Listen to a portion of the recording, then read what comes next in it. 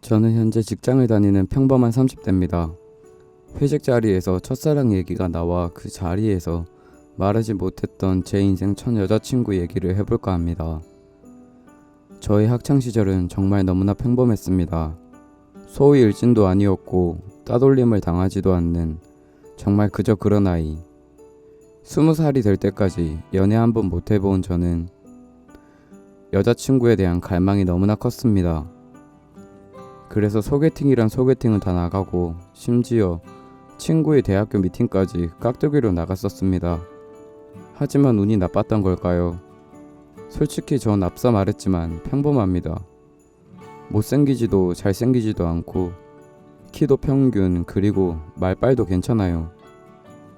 이렇게 의기소침해진 상태로 집을 걸어가고 있었습니다. 그러다 각종 악기를 파는 가게 앞을 지나가다 정말 예쁜 통기타가 눈에 들어왔습니다. 그때 이렇게 시간 낭비를 할 바에 차라리 뭐라도 배우자라는 심정으로 다음날 바로 음악학원을 등록했습니다. 일주일에 2번, 화요일과 금요일 수업을 꾸준히 나갔습니다. 정말 재밌었고 저를 포함해 총 3명이 같이 수업을 듣고 있었죠. 물론 제 연애와는 무관한 사람들이요. 그렇게 지내다 돈이 부족해지고 급하게 알바를 시작했습니다. 그래서 수업은 하루만 나갈 수 있게 되어서 몰아서 할 수 있는 수요일로 바꿨고요. 첫 수업, 그러니까 요일이 바뀐 첫 수업 날 너무나 귀엽게 생긴 여성 한 분과 같이 배우게 됐었습니다. 하지만 어려 보이고 학생인 것 같아 보였어요. 다음 수업 전 쉬는 시간 밖에 나갔는데 그분이 담배를 피고 계시더라고요. 저도 옆에 서서 같이 담배를 폈습니다. 자연스레 몇 번 말을 주고받다가 2달 뒤 사적으로 만나 밥을 먹는 사이까지 발전을 했었습니다. 알고 보니 저보다 2살 많은 누나였었습니다. 그러다 만나는 횟수가 점차 많아지고 좋아하는 감정이 커져갈 때쯤 학원을 마치고 술을 먹는 자리에서 고백을 했습니다. 제가 아닌 그녀가요. 저는 흔쾌히 받아줬고 그렇게 저희 첫 연애가 시작됐습니다. 저희는 예쁘게 만나 드디어 100일 여행을 가게 되었었습니다. 저는 들떴고 드디어 총각딱지를 뗄 수 있는 기회가 찾아왔죠. 바닷가 근처로 가서 회도 먹고 기분에 취해 여자친구와 같이 좋은 밤을 보낼 수 있었습니다. 너무나 좋았습니다. 그런데 그 이후 약간의 문제가 발생하게 됐는데 여자친구가 시도 때도 없이 원하는 것이었죠. 기본 일주일에 5번 이상, 많을 땐 하루에 3번도요. 전 좋았기 때문에 다 들어줬어요. 그러다 보니 알바비는 반값으로 다 날아가는 상황까지 처해졌었습니다. 도저히 안 되겠다 싶어 여자친구에게 솔직히 말했어요. 반값을 감당하기 힘들다고. 그랬더니 여자친구는 새로운 제안을 했습니다. 그건 바로 자기 집으로 가서 하자는 것이었어요. 그랬더니 여자친구는 새로운 제안을 했습니다. 그건 바로 자기 집으로 가서 하자는 거였습니다.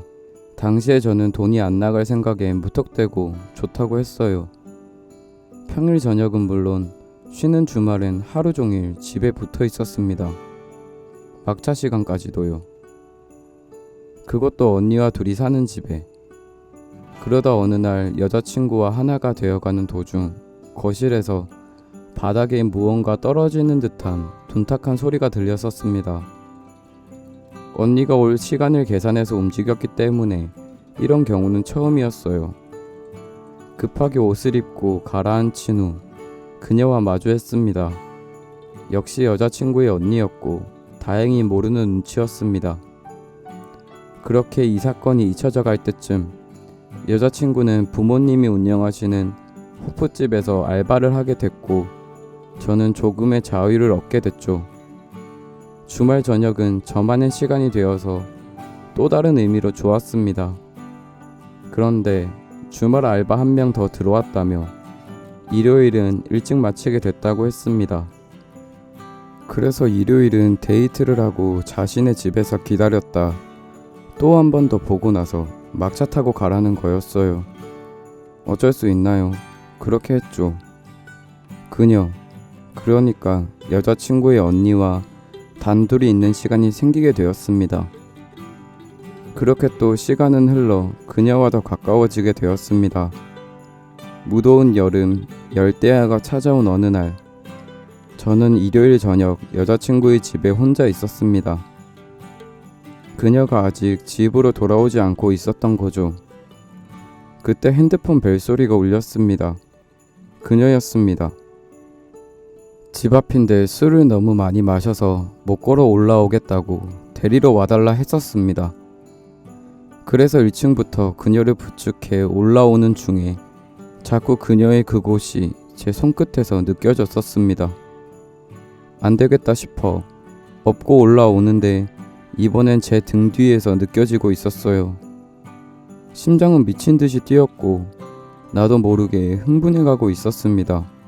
그렇게 힘겹게 집에 도착해 그녀를 방에 눕히고 거실로 와 폰을 확인했더니 여자친구가 오늘은 좀 늦을 것 같다는 문자였고, 마칠 때 가게에서 치맥 포장해서 간다고 오늘은 같이 먹고 자고 가라고 적혀 있었습니다. 그래서 알겠다 답장을 했고, 그때 방에서 그녀가 저를 찾는 소리가 들렸습니다. 취해 있는 그녀를 마주했을 때 조금 전 상황이 생생히 기억나 미칠 것 같았습니다. 그녀는 물을 달라는 부탁이었고 물을 마시더니 저한테 대뜸 난 다 알고 있다. 그런데 모르는 척 해주는 거야 라고 했습니다. 무슨 말인가 싶어 물었더니 너희 둘 방에서 자주 그거 하는 거 다 안다고, 집에 들어왔다 다시 나간 적이 몇 번 있었다고 합니다. 전 당황했고 그녀에게 사과를 했습니다. 괜찮다고, 우린 성인이라서 괜찮다고 해줬습니다. 그렇게 그날은 지나갔습니다. 그날 이후 그녀와 또 단둘이 있게 된 일요일 저녁, 저는 어색했지만 그녀는 자연스러웠습니다. 그래서 기억을 못하나라고 생각했습니다. 그런데 아니었죠. 그녀가 그날 내가 헛소리를 했다며 미안하다고 했었습니다. 전 괜찮다고, 오히려 제가 더 죄송하다고, 그런 줄도 몰랐다고 사과를 했습니다. 그리고 또 한 번 비슷한 사건이 생겼죠. 그날도 그녀가 전화가 와 데리러 와달라고 했고 1층부터 업고 올라와서 방에 눕혔습니다. 그런데 그때 그녀가 저를 끌어안았습니다. 침대에 그녀와 같이 엎어졌고 그녀는 제게 키스를 해대기 시작했습니다. 전 뿌리칠 수 있었지만 하지 않았습니다. 전 몸이 움직이는 대로 제 손은 그녀에게 다가갔고 그녀는 거부하지 않았습니다. 그녀는 더 많은 것을 원했고 저 또한 그녀의 바람대로 움직여졌습니다. 서로의 체온을 느끼고 땀방울을 공유하는 일까지도요. 옷을 주섬주섬 챙겨 입고 그날은 여자친구에게 미안하다며 오늘은 먼저 집에 간다 하고 나왔었습니다. 그리고 그 다음 주 또 그녀와 같이 있게 됐고 이번엔 술 없이 눈이 마주치자마자 격렬히 움직였습니다. 한 주, 한 달, 세 달, 많은 시간이 흘렀습니다. 그러던 어느 날 그녀는 저에게 사정이 생겨 오늘은 집에 먼저 들어간다라고 여자친구에게 말하라 했습니다. 그래서 전 그렇게 문자를 보냈고 여자친구에게서 그렇게 하라라는 답장이 왔습니다. 그걸 전한 순간 그녀는 현관에 놓인 제 신발을 들고 자신의 방으로 들고 갔습니다. 얼른 들어오라는 말과 함께 그날 그녀의 움직임은 어느 날보다 더욱 격렬했습니다. 똑같은 집에서 여자친구가 아닌 그녀와 하나가 되어가는 도중 반대로 여자친구가 오는 소리를 들었습니다. 저는 어찌할 줄 모르고 있는데 그때 그녀는 소리를 죽이고 몸은 더 살아나는 듯 했습니다. 그녀는 그 상황을 즐기는 듯 더욱더 격렬해졌습니다. 정말 미친 듯이 숨을 헐떡이면서요. 그 덕에 저도 멈출 수 없어 응해졌습니다. 그렇게 이성을 찾고 대처 방안을 모색하기 위해 머리를 굴렸습니다. 그런데 그녀는 당당히 방문을 열고 나가 여자친구를 맞았죠. 여자친구의 목소리가 들려왔습니다. 방에 누가 있냐고. 아니, 없는데라는 대답을 한 그녀는 물을 들고 방으로 들어와 제게 건넸습니다. 전 혼란스러웠고 이래도 괜찮냐고. 이제 와서 묻는 저도 미친놈이지만 그래도 이건 아니지 않냐고 했습니다. 그녀는 놀랍게도 짜릿해서 더 좋았답니다. 그녀는 제 여자친구가 오기 전까지 저와 마주칠 때마다 하루는 식탁 위에서, 소파에서, 현관 앞에서, 테라스에서, 심지어 여자친구의 방에서도요. 그 집안 구석구석 모든 곳을 저와 함께 누볐고 그것에 대해 만족감을 느끼고 있었습니다. 항상 새로운 상황을 원했던 그녀는 그 전에 있었던 일을 말하며 한 번만 더 해보자 제안을 했습니다. 전 이번에도 역시나 예스를 외쳤고 신발을 숨긴 후 그녀의 방에서 또 한 번 그 짓을 했습니다. 제 여자친구가 올 때까지요. 격렬히 그것도 아주. 그날 그녀의 방에서 아침까지 꼬박 샜습니다. 여자친구가 자고 있는 사이 몰래 빠져나왔고 여자친구에게 미안한 마음이 커져가고 있었습니다. 여자친구와의 횟수가 많이 줄었거든요. 그녀와 가까워지는 만큼 여자친구와는 멀어지는 듯 했습니다.